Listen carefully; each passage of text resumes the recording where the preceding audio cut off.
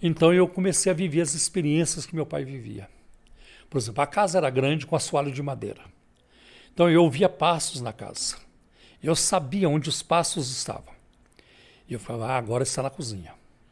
Agora na sala. Agora está no armazém. Agora está chegando aqui no meu quarto. E a porta do meu quarto, ela fazia um barulho na dobradiça toda vez que abria e fechava. Bem filme de terror mesmo. E eu ouvia a porta abrindo. Eu ouvia a porta, o barulho na dobradiça. E de repente, eu não estava mais sozinho no quarto. Havia uma presença ali que eu nunca vi. Era algo invisível, uma presença diabólica, uma presença terrível e que me dava muito medo. Eu sentia muito medo. E essa foi uma experiência, não foi de uma semana, não foi de um mês, foram anos. Você tinha quantos anos nessa época? Essa experiência eu tinha 14, 15, 16, 17 anos. E eu assim, toda vez que eu ia dormir, podia ser época de calor, eu tinha lá 2, 3 cobertores em cima da cabeça, eu molhado debaixo dos cobertores, mas eu não saía de baixo. Não tinha coragem de olhar para o quarto. De tanto medo, o medo que me dominava. Quando eu tinha 18 anos, eu me lembro, eu não conseguia mais dormir sozinho. Então eu levei minha cama para o quarto dos meus pais. Eles sabiam disso? Claro, a minha cama estava lá, perto da cama deles. Eles sabiam que você estava tendo essas sensações? Sabia tudo isso. Porque ele também, seu pai também estava sofrendo com isso? Nós compartilhávamos as experiências. Então, no meio da noite, meu pai, você ouviu isso, meu filho? Ouvi. Ouviu de novo? Ouvi de novo. Então a gente ouvia tudo isso, era um tormento. Chegou uma época que eu fui dormir na mesma cama com meu pai e minha mãe. Eu já era um homem, com 18 anos. Eu não conseguia dormir sozinho. Aí o meu pai, eu sempre tive um relacionamento muito difícil com ele.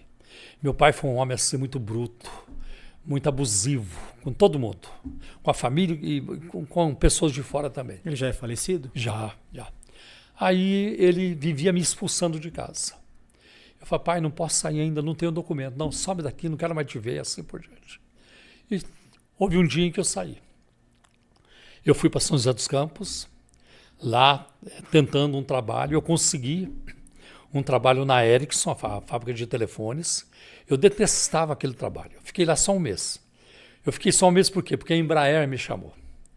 A Embraer estava começando, né, a fábrica de aviões. Ele já estava contratando. E quando a Embraer me chamou, eu me despedi da Ericsson e eu fui para a Embraer. E lá na Embraer, eu fazia parte de um grupo de 40 rapazes que estávamos sendo treinados para sermos mecânicos de aviões. Certo. E no meio daqueles 40 tinha um rapaz da Assembleia de Deus.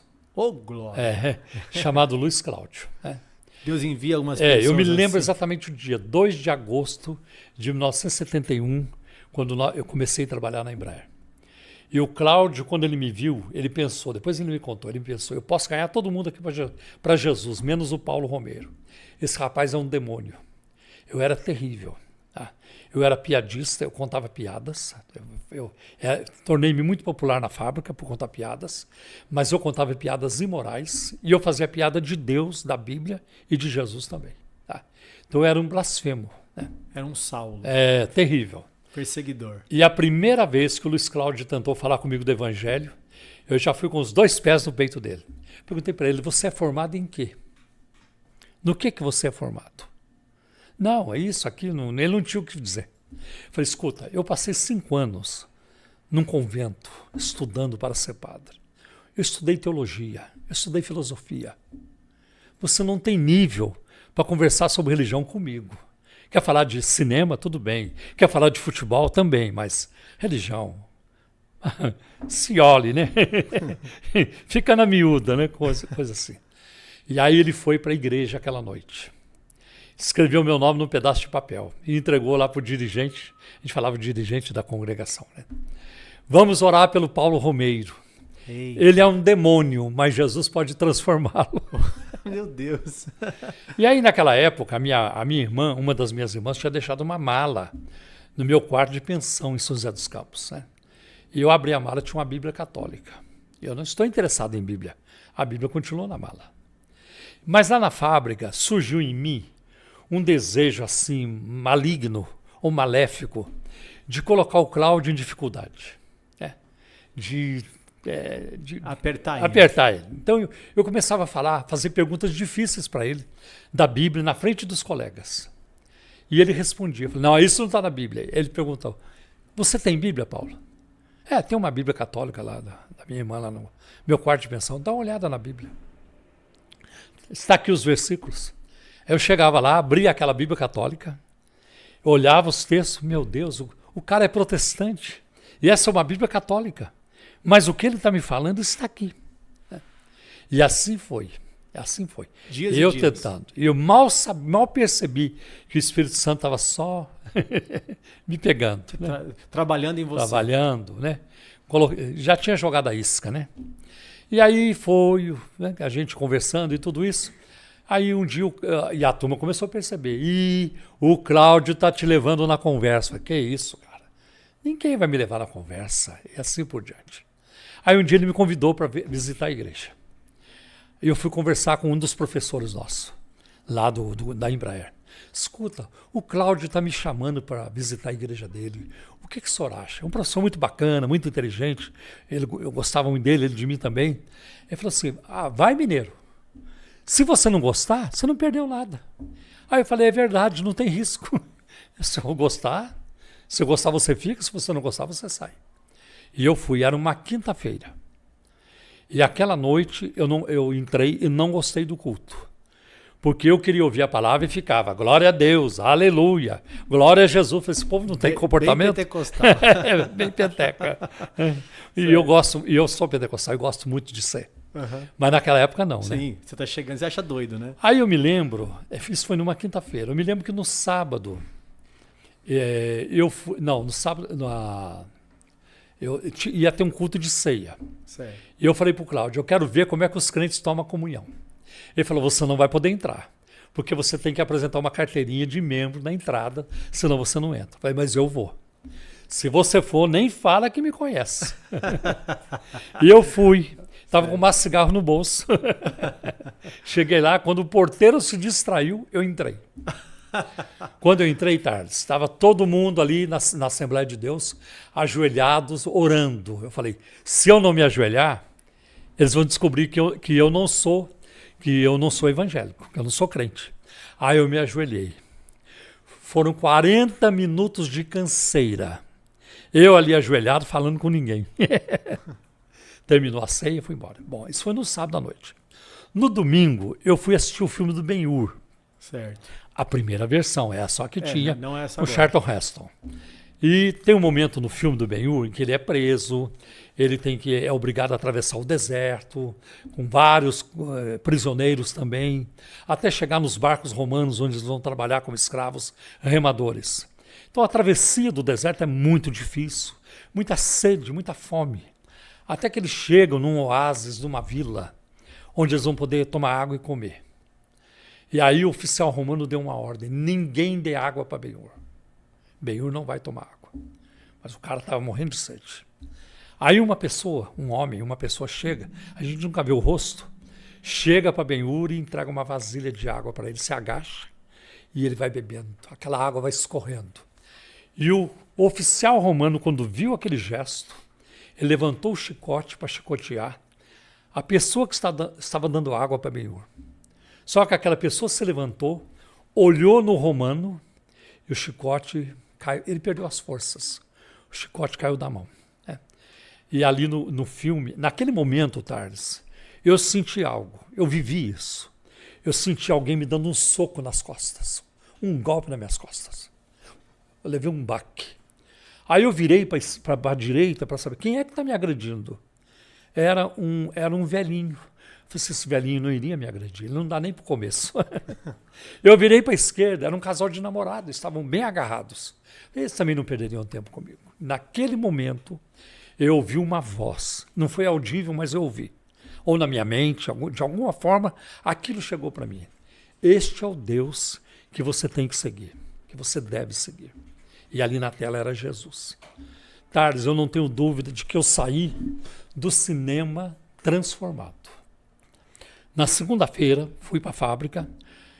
O armário onde eu trocava de roupa era do lado do armário do Cláudio. Aí quando ele chegou, eu perguntei para ele, Cláudio, tem culto hoje? Não tem, só na quinta-feira. Mas eu quero aceitar Jesus. Vai ter que esperar até quinta-feira. Essa era a ideia. Você só aceita Jesus quando alguém faz o apelo, você levanta a mão e vai à frente. Falei, então vou aproveitar para fumar mais um pouco, tomar umas e outras, porque depois não vou poder mais. E foi assim. Então naquela quinta-feira, 11 de novembro de 1971, numa quinta-feira, eu fui para a igreja. Eu cheguei em casa, na minha pensão, eu tomei um banho, jantei, peguei a Bíblia Católica, embrulhei no jornal, para ninguém saber que era a Bíblia, e fui para a igreja. E eu cheguei lá, pelo menos meia hora antes do culto. Não tinha ninguém, só tinha lá... Estava com sede já. Só tinha um casal lá cuidando, eu acho que eram os zeladores da igreja. Quando eu cheguei na igreja, eu dobrei os meus joelhos. E pela primeira vez na minha vida, eu falei com Deus de forma real. Eu me lembro exatamente o que aconteceu. Eu me lembro das palavras que eu disse. Eu não disse muito. Eu só disse isso general. O teu soldado está aqui. Se houver espaço nas fileiras, eu estou pronto para a luta. E eu caí num pranto. E eu chorava. Era um pranto assim que o meu corpo todo sacudia, balançava, né? Parecia que um rio estava passando por dentro de mim e levando toda a sujeira, né? Hoje entendo, eu estava sendo aceito no amado, né? Então eu creio que foi uma experiência muito marcante, muito dramática ao mesmo tempo, né? Meu Deus. Mas e os demônios? Isso voltando lá. Voltando lá. Você estava escutando demônios, ouvindo passos. Sendo atormentado por demônios. Porta abrindo, filme passos de Hitchcock. Aí um mês depois da minha conversão, eu fui visitar meus pais, que eu ia uma vez por mês, enquanto morei em São José dos Campos. Quando eu cheguei lá, meu pai fez essa pergunta para mim. Quer dizer que você agora é protestante? Eu sou. Porque alguém já tinha passado por lá e dito, o seu filho está lá na igreja dos crentes, alguma coisa assim. Aí eu fui para a cozinha depois, conversei com a minha mãe até umas 11 horas da noite. A minha mãe sempre uma mulher maravilhosa. Eu não tenho palavras para dizer o que a minha mãe foi para mim. E aí eu fui para o quarto, dormi. Não com eles, lá separado. Certo. Eu não pensava em demônios. Eu li a Bíblia, eu orei, eu devo ter orado uns 40 minutos, ajoelhado, deitei-me na cama, só pensava em Jesus. Mas de repente, eu comecei a sentir medo. Medo exatamente como eu sentia antes. E eu comecei a sentir os arrepios nos pés. E os arrepios foram subindo pelas minhas pernas. E eles vieram até a altura do meu peito. E eu tentei chamar minha mãe, eu não consegui, porque eu não conseguia mover minha boca. Aí eu experimentei o meu braço esquerdo. Eu estou paralisado? Eu pensei, eu estou paralisado. Eu tentei mexer o braço, também não consegui, eu estava paralisado. E ali do lado, à minha direita, aquela mesma presença diabólica que havia me atormentado por anos. Mais tarde, na minha mente, os crentes já tinham me ensinado alguma coisa, eu comecei a pensar. Há poder no sangue de Jesus. O sangue de Jesus é contra ti. Eu não podia mexer com a boca, mas a minha mente estava funcionando. E eu não sei quanto tempo durou, se foram 3 minutos, 10, 5 minutos, de repente a paralisia cessou. Eu sentei-me na cama, virei em direção àquela presença, eu disse, diabo, e falei muito alto. Inclusive meu cunhado e minha irmã estavam dormindo em casa, na casa dos meus pais aquela noite, todos ouviram, meu pai também ouviu.